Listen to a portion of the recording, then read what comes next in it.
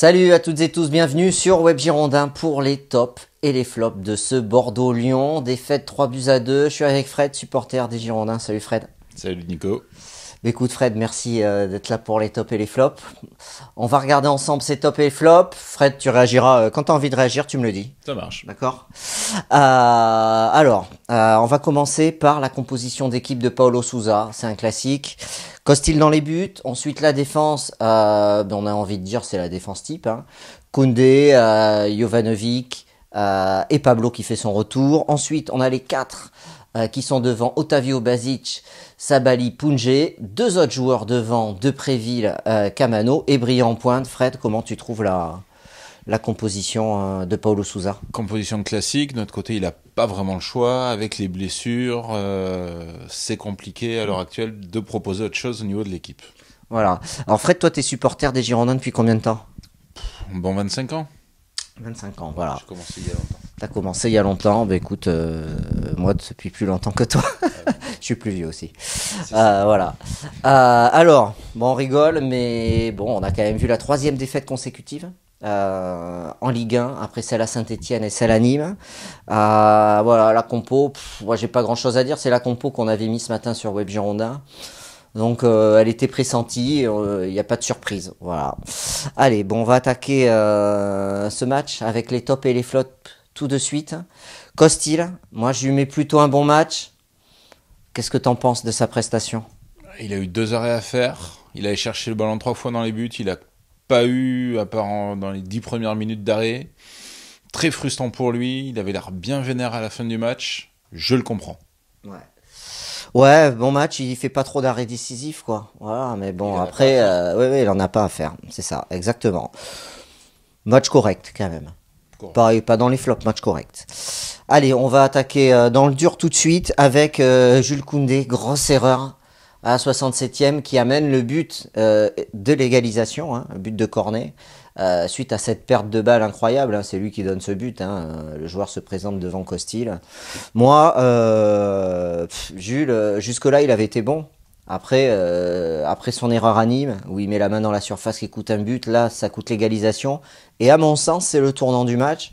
Je le mets en flop parce que je peux pas faire autrement quand il y a une telle erreur dans un match de cette importance face à un top club de Ligue 1. Il y a 2 tournants, mais celui-là, effectivement, c'est le premier, avec, c'est vrai, une grossière erreur. Après, faut pas oublier qu'il est jeune. Ouais. Il a aussi besoin de davantage de saison, je pense, pour vraiment avoir le niveau. Mais il a fait une erreur dans le match, elle nous a coûté un but. C'est ça, c'était, je crois qu'il a joué, c'est le joueur qui a joué le plus de matchs. Donc bon, il y a la fatigue certainement, à force d'aligner les matchs et de pas tourner. Bon, après... le coach a décidé de l'aligner, voilà. Donc bon, c'est un flop, c'est décevant. Pablo qui faisait son retour, je trouve qu'il a été plutôt incisif dans ses interventions. Moi, j'ai trouvé plutôt bon. Je mets pas en top, mais j'ai trouvé plutôt bon pour son retour, mieux que lors de ses précédents matchs. Tu as ajouté quelque chose sur Pablo, Fred? Non. Non, voilà. Jovanovic, alors là, on peut dire des choses. Moi, j'ai trouvé très bon jusqu'à son expulsion à la 73e minute. Ça, c'est le deuxième tournant. Alors, premier tournant, c'est Koundé, on mène 2-1, il donne ce ballon de but, perte de balle incroyable 2-2, et le deuxième tournant, c'est Jovanovic qui se fait exclure à la 73e. On était à 2-2 pour avoir insulté l'arbitre de touche, quoi. L'arbitre de touche, quoi. C'est même pas l'arbitre.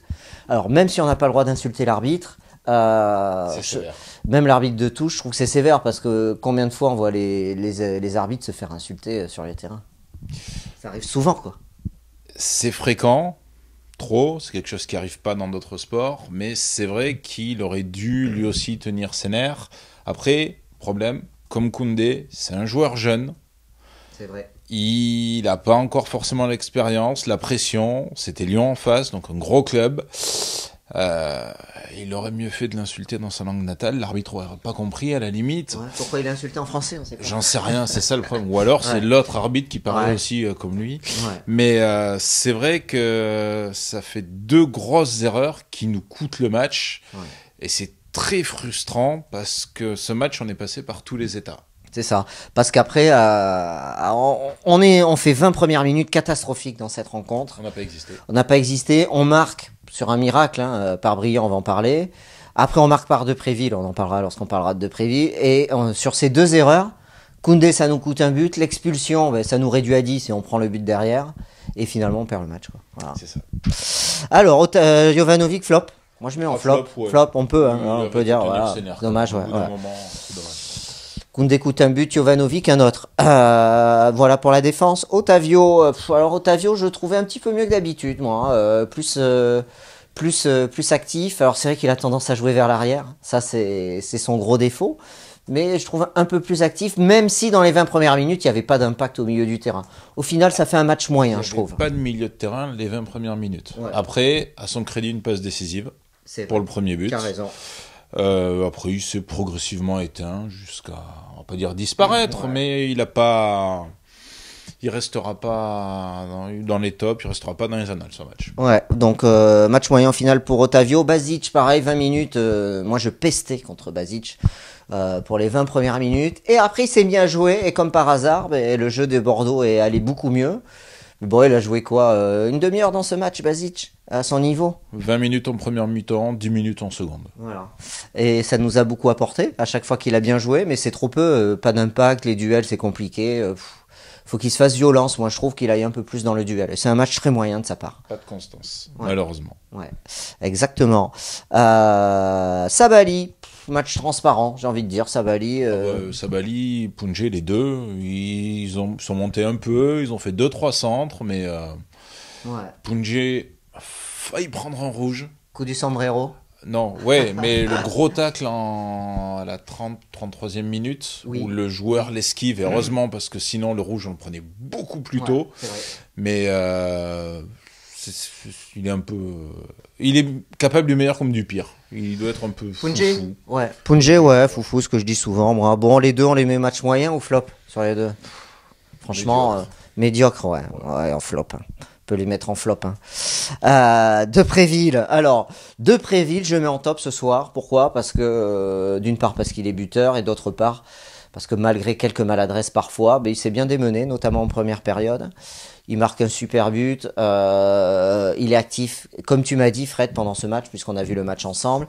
Nos attaquants, c'est peut-être pas des... Comment tu dis? C'est peut-être pas des... Ah, c'est pas des tops, c'est des pipes un petit peu des fois. Non, on devrait pas dire ça. Mais au moins, ils font le travail défensif. Voilà. Ça les ennuyait sur beaucoup de matchs de tout le début de saison jusqu'à il y a quelques semaines, on va dire. On ne sait pas ce qui s'est passé. Mais c'est vrai qu'à l'heure actuelle, maintenant, nos attaquants redescendent, font le travail défensif. Malheureusement, au détriment de l'offensif. Mais c'est vrai que Depréville, ça fait 2 mois qu'il monte en puissance. Et à l'heure actuelle, il est vraiment indispensable. Ouais, c'est ça. Donc c'est un top, et c'est vrai que nos attaquants défendent beaucoup, faut le dire. Hein. Même Camano, il défend. Hein. Il a défendu, il a beaucoup défendu dans ce match. Donc top pour Depréville. Camano, c'est dommage qu'il soit aussi individualiste et que parfois il oublie, je trouve, ses coéquipiers. Voilà, c'est ce qui le dessert un peu. Après, dans ce match, je trouve qu'il a fait un match moyen, pas transcendant, quoi. Tu as ajouté quelque chose sur lui? Il aurait pu être beaucoup plus important, avoir beaucoup plus d'impact s'il levait la tête. Voilà, et qu'il faisait les passes. C'est vraiment dommage. Ou qu'il apprenait un petit peu à certains moments à mieux se placer, parce qu'il pourrait avoir un rendement largement supérieur. Après, même chose, j'avais oublié, je pensais c'était pas le cas, mais c'est vrai que lui aussi, moins que Koundé et Jovanovic, mais il reste jeune. Oui, 22 ans, hein, quand même. C'est ça. Ouais. Oui. Bon, ça reste, c'est pas brillant. Mais ça reste, Jimmy, je parle pas dire. Ça reste un joueur encore assez jeune qui doit progresser, mais qui doit faire l'effort de lever la tête. Allez, Brillant top sur ce match. Moi, j'ai beaucoup aimé Jimmy Brillant. Il sait faire jouer ses coéquipiers. Et il joue souvent une touche quand il faut. Il met ce but en une touche de balle sur la tête d'Otavio, le premier but. Un but d'avant-centre. Et il sert en une touche de balle Depréville sur son but. C'est lui qui fait la remise. Un super match encore de Brillant. Lui, il fait une belle saison avec Bordeaux, je trouve. Et il déçoit pas. Quand il déçoit, c'est très rare. Et là, ce soir, il a répondu présent. Tu veux dire un mot sur lui? Brillant, c'est qui tout double. C'est soit il sert à rien sur le match, soit il fait un match énorme. Et là, ce soir, il a fait un match énorme, tout simplement. Les entrants, Palencia, Youssouf Benraou. Alors franchement, j'ai rien à dire sur les entrants. Je sais pas si tu veux dire un mot. Ouais.